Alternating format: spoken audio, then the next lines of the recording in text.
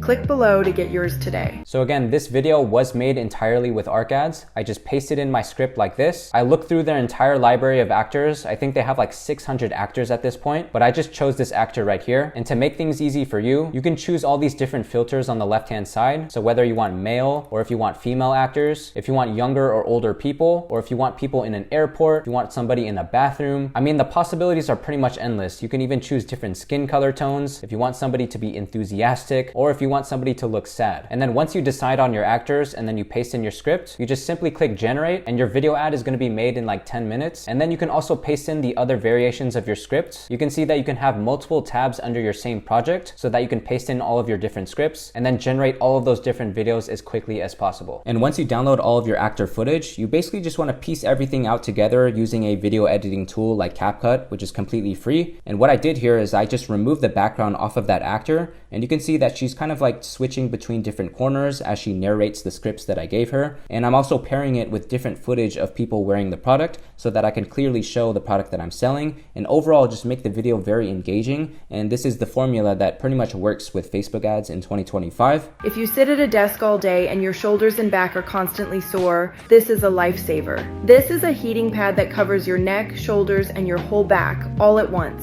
The adjustable heat lets you choose the perfect level of warmth, perfect for relaxing achy muscles and melting the tension away. It's weighted and ties like a robe, so it stays snug and secure no matter how much you move around. And if you're dealing with cramps, just flip it around and get targeted relief where you need it most. This isn't just a heating pad, it's comfort, relief, and relaxation all in one. If you're dealing with pain, stress, or just love staying cozy, you need this in your life. Click below to get yours today. And if you want something more in depth on how I actually edited this entire video together, then go ahead and click the link at the top of this video, which shows you exactly how. Once you've created all the video ads based on all those scripts, so again, this is how our campaign is going to be structured once we upload all all of our ads. We're gonna have all of our ad sets that are separated by different marketing angles. For each ad set is gonna be one single flex ad, but inside this flex ad, we're gonna attach our 3 videos with our 3 variations of scripts that we generated directly from ArcAds. And I'm gonna go back to the ads manager to show you how to set this up. So when you're on the ad screen, you just wanna name your ad something like flex and then your marketing angle. Choose your Facebook page. For the Instagram account, you can just run it directly from your Facebook page, but if you want, you can also create an Instagram based on your store and connect it directly to your ads manager. And then once you're on this screen, you wanna make sure that your format is set to flexible, and then make sure that you turn off multi-advertiser ads. And then down here is where you're gonna be able to upload your images or your videos. In this case, I'm gonna upload all 3 variations of my ads with different scripts that are all talking about the desk pane angle. And for the Facebook ad copies, I would recommend testing at least 3 primary text, 3 headlines, and 1 description. And in case you need some inspiration on how to actually write your Facebook ad copy, just try to find a random ad on your Facebook feed from another brand who's successfully running ads. In this case, there's this one brand that I recently found called Housewives, and we can easily get some inspiration from their primary text style and also the headline in the description that they're using for all of their ads. If we just go back into Claude and use the same chat room that we use to develop our scripts, we can also just ask Claude to help us create some Facebook ad copy that is modeled directly after another successful brand. And you can see that I just copied and pasted the entire format that this other brand had right here. And you can see that I was able to copy the entire format pretty well. And then from here, you simply just copy and paste all of the primary text, headlines, and descriptions. And then the final result should look something like this. Again, we have 3 primary text, 3 headlines, and then 1 description. Then of course, put in your website URL, and then make sure that your call to action is set to shop now. And then once all of this is set up, it's pretty much rinse and repeat, and you wanna do this for all of your other ad sets inside of your campaign. Now I'm gonna talk about all of the metrics that you should be looking out for once your CBO campaign has been launched. So whether you launched a $100 CBO or a $50 CBO, all of these spending rules are still gonna apply to you. So pretty much on the first day of testing, you're gonna wait until your CBO spends at least $15. If you see that you have cost per clicks anywhere between $3 to $5 or more, then immediately kill that campaign. Because what that's telling you is that your ads are just not good, and you either need to test better creatives or different marketing angles, or simply move on to a different product. Now on the other hand, if your cost per clicks are anywhere between $1 to $3, then you can keep that CBO campaign running and hoping that it's going to lower down a little bit as we let it run across the day. Now, if by $15 spent, you see that you're already getting cost per clicks less than $1, then this is a really great sign. And this is telling you that your ads have a lot of potential to do really well. So after spending around $15, we're gonna continue to let the CBO spend up to $50. And if you see that you haven't had a single add to cart on your campaign after spending $50, then kill that campaign. Because 9 times out of 10, with every winning product that I've ever tested, I'm at least able to see some sort of buying intent, especially if I'm spending up to $50 at this point. So if you have at least 1 add to cart at this point, then continue to let this CBO campaign run. If for whatever reason you're seeing a lot of cheap cost per clicks, like under $1, but still no add to cart at this point, then you could potentially still leave this campaign running. But what I would suggest is that you either lower your price point or test a better or different offer for your product. And then once your CBO spends around $100, ideally you should have cost per clicks around $1 to $2.50, but of course less is better at this point. And you should have at least 2 to 3 add to carts or more. But ideally what you want to be looking for, and what's going to give you the most promising signs that your marketing angles are good and that your product is on point, is that you have at least 1 to 2 purchases by the time you've spent around $100. Now a quick side note about this is also going to depend on how expensive your product is. For example, if you're testing like a $300 product, you're probably not going to see a purchase within $100 spent. And typically when you are selling a higher priced product, it's also going to require you to spend a little bit more on ads in order to get you a purchase. But this right here is just a general rule of thumb, assuming that you're selling a product anywhere between like $30 to $100, which is pretty standard when it comes to selling dropshipping products. So once you've made it up to this point, you're going to let your CBO campaign spend another $50 until it's reached a total spend of $150. If you still don't have a purchase by this point, you're going to kill this campaign, because my general rule is that I'll never spend more than $150 on any campaign or any product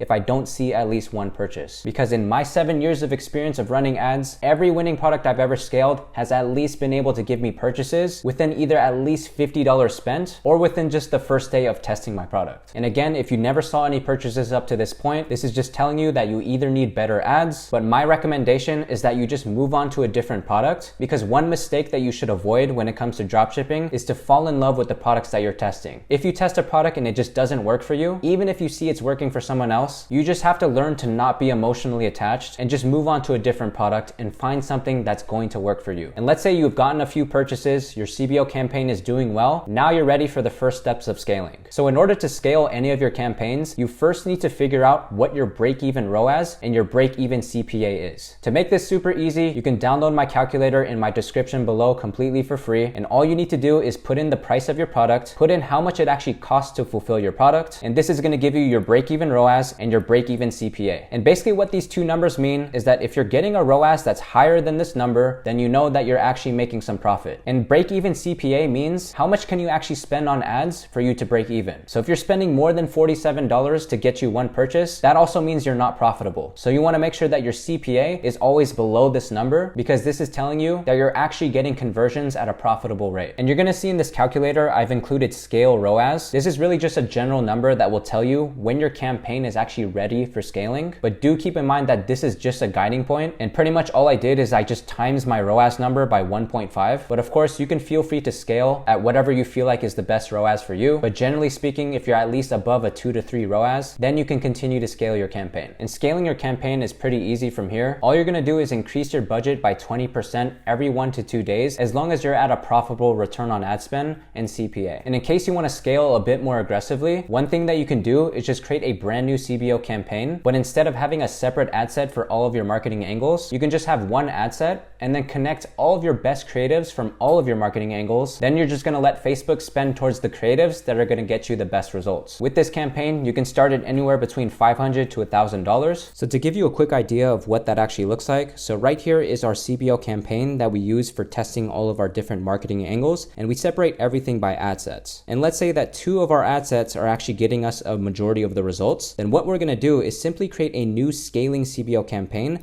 that we're going to set up at a much higher budget of, let's say, $1,000. And with this campaign, it's going to be one single ad set where we simply copy over our best performing ads from our best ad sets in the testing CBO. So you simply just copy them over directly into the ad set, and then we're going to let Facebook distribute that $1,000 towards the best ads that are going to get the best results. So when you're creating the scaling campaign, you just want to make sure you turn on this feature here. Then you're going to set up that high budget of $1,000. You can also do $500 to start. And this part is optional, but something I definitely recommend if you start working with higher budgets like this. You're going to click this drop down right here and then select cost per result goal. Then click next. From here, you're going to set up your ad set like you normally would. Make sure that you select your pixel. Make sure that you optimize for purchase. But right here, you're going to notice a box where we can enter our cost per result goal. And in order to figure out this number, you're going to need to look at your testing CBO that you should be running for a few days now. And if you added all of the columns like I showed at the beginning of this video, you'll notice that we have one column that's called cost per purchase. So in this case, I'm looking at my campaign within the last 30 days, and I have an average cost per purchase of $21. And what I'm going to do is take my average cost per purchase, and I'm going to multiply this by 1.25, which is going to give me around $26. And this is going to be the number that I'm going to start with when setting up my cost per result goal. And what this is going to do is tell Facebook to maintain a cost per purchase around this number, so that no matter how hard we scale, we can see more consistent results over time. Now, as a quick side note, this number that we set here is just a starting point. You might have to increase or decrease this number just based on how Facebook is actually spending your budget. Because for example, if we set a starting budget of $1,000 with a $26 cost per result goal, if this number is a little bit too high, then Facebook is going to have more room to bid your $1,000 in the auctions, which is going to give you more purchases, but at a pretty unprofitable rate. So if that scenario ever happens, you might have to go back into your ad set and maybe adjust this down by $1. And the key thing is to make really small adjustments, especially when it comes to cost per result goal. And once you adjust that number, you want to let that CBO campaign run for another few days. And if you see that it's actually becoming more profitable, then that means that you found a good cost per result goal that you can stick to no matter how high you scale with this scaling campaign. So whether you scale it up to like 5K per day, 10K per day, you'll know that Facebook will not stupidly spend your budget, because you're actually telling them that you want to maintain an average cost per purchase that is somewhere near this number. And if for whatever reason this CBO campaign approach doesn't work for you, you can then just go back to your ads manager, click create, click sales, and then choose the advantage plus shopping campaign that we talked about a little bit earlier, as some people see more success by using this campaign. And it's pretty much the same exact principle of having one ad set inside of your CBO, because with the ASC campaign, you actually don't have the ability to create ad sets, and it's really just focused on putting all of your best creatives into one single campaign. And as you continue to scale, it's very important that you're also introducing new creatives, because you never want to rely on your original creatives that might die out within the next few weeks. So there's two options that you can go about introducing new creatives into your campaigns. The first option would be to plug in a new flex ad inside one of your existing ad sets that are getting a majority of the spend from your CBO campaign. Because if you remember what we talked about, if the CBO campaign decides to spend a majority of the budget towards a specific marketing angle and it's actually getting us profitable results, then this is telling us that this is our winning marketing angle. And what you would want to do is just double down on that angle, create some new scripts, record some new content, test different hooks, and you could just throw all of those new variations inside of a flex ad. And now you're gonna see if Facebook is gonna decide to spend some money towards this new flex ad. But if it doesn't spend any money at all, no worries, because it's just gonna keep spending money towards the flex ad that's already getting you the results, and you don't have to worry about wasting or burning any money on testing new creatives, especially if the algorithm doesn't even like those creatives in the first place. And then we also have option number 2, where instead of testing new ads for our existing marketing angles, we can just create a brand new ad set inside of our CBO with an entirely new marketing angle. In this case, I could test ads that are targeting people specifically with arthritis pain. And if we see that the CBO is actually spending a good amount of money towards this angle, then it means that the algorithm actually likes this angle. And then we simply just repeat the process of option number 1, where we can launch more flex ads inside of this new marketing angle so that we could double down on it and overall just have more winning creatives that we can scale across our ad account. And I wanted to mention one more thing about this strategy, because I know some of you out there actually want to give a proper chance with every new marketing angle that you're trying to test. Because again, we are using the CBO campaign to decide whether it wants to spend money towards this marketing angle or not. And the good thing of this is that if it doesn't spend any money towards it, then we are saving ourselves money, because it's going to keep spending money towards the ones that are actually still working. Now, on the other hand, a lot of people look at this strategy and think that we're not giving a proper chance for each marketing angle that we're trying to test. Now, if you want to give a proper chance, you can easily just go into the ad set settings, and you're going to see this option that says ad set spending limit. Go ahead and click this option, and you can set whatever minimum that you want. So in this case, you could set a daily minimum where you're telling Facebook to spend at least $20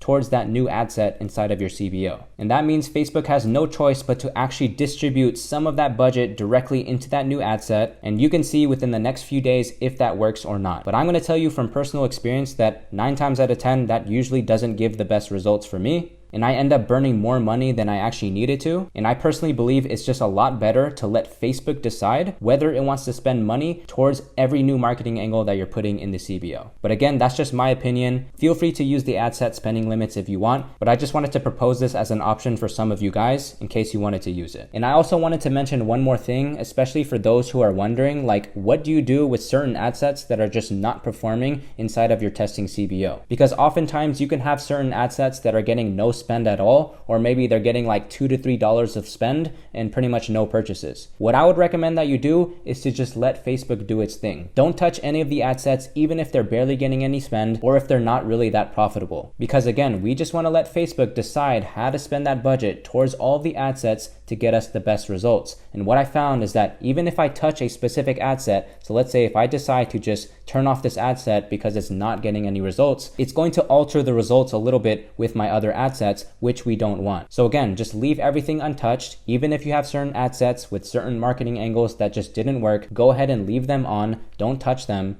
And I promise you, Facebook is smart enough to do its thing and make sure that it's still focusing most of its budget and most of its efforts towards the ad sets that are working. And now I just wanted to end off this video with a few more tips just for some of the advanced people out there. If you actually want to start testing ads at a more higher scale, then I strongly recommend that you hire a video editor, which you can easily find on websites like Upwork or onlinejobs.ph. And what you can do is create a free Notion account and create some sort of database, or you can use a Google Sheet with the same type of setup like this. And pretty much anytime you have new ideas for different marketing angles, you could just input all of your angles in rows such as this. And then for every marketing angle, you can just open it up and then input all of the assets and everything that you want to give to your video editor in order for them to actually create the video ad. So for example, I just put the objective of this angle. I also supplied the video editor with the script. And then of course, you could just upload the videos that you generated from ArcAds so that your video editor can actually include that in the video. And then you can have different columns set up just to help you track and organize the entire process. So for example, you can can have different priorities based on which angle you want them to work on first. You can set up specific due dates, and then you can just have like a status tracker so that you know if your video editor is actually working on this specific angle. And then you have this column for yourself, which will help you remember if you actually launch these ads onto Facebook or not. And then you can also have another column right here where you can quickly write down the results of this angle and whether it did well or not. And once you have a good system with your video editor to create more content, then your job from here, which is something you can also outsource, would be to obviously source more content to give to your video editor in order to make more video ads for your product. And here are just some quick tips on how you can actually source some more content for your product. One thing that you can do is just search up some keywords related to the niche of your product on Instagram and try to find some micro influencers with around like 1 to 3K followers and just send them an email or a DM to gift them your product in exchange for some content. And you'll find that some of these creators will actually agree to do that. And it's just a really cheap way to get you some more content for your ads. If they don't accept a gifted collab, then you could just simply ask for their UGC rates. And let me emphasize UGC because the rates that you'll be charged for UGC footage rather than a post on their own page is entirely different, and it's usually going to be more cheaper. So make sure you specify that when you actually reach out to them. And then when you actually reach out to them, you just want to make sure that your emails are as simple and straight to the point as possible. Just don't go on about explaining your entire brand story. Just literally ask the creator if they would be interested in working with you, and then you guys can negotiate from there. And then one final tip when it comes to sourcing your content from all these people is to make sure that you're only asking for B-roll footage. And what I mean by B-roll footage is just by showing the person sitting on a couch wearing your product, or if you want to talk about how your product is machine washable, then you just tell the UGC creator to film themselves throwing your product into the washer machine. This way you can actually use this as content within your video ad to ensure that it makes sense and matches up with your scripts. And then of course, once you have all of this new content, you just simply provide all of this to your video editors using the Notion database. And now you're going to have an efficient system to help you generate more content and help you scale your products further using Facebook ads. So that's pretty much the complete Facebook ad strategy that I'm using going into 2025. Feel free to try all of this out and let me know down in the comments below if it works out for you. And if you did enjoy the value that I provided in this video, then make sure to drop a like and subscribe to this channel, and also join my free Discord group as well, so that you could be connected with other like-minded people who are also doing dropshipping and e-commerce. And with that being said, I thank you guys so much for watching, and I'll catch you on the next one.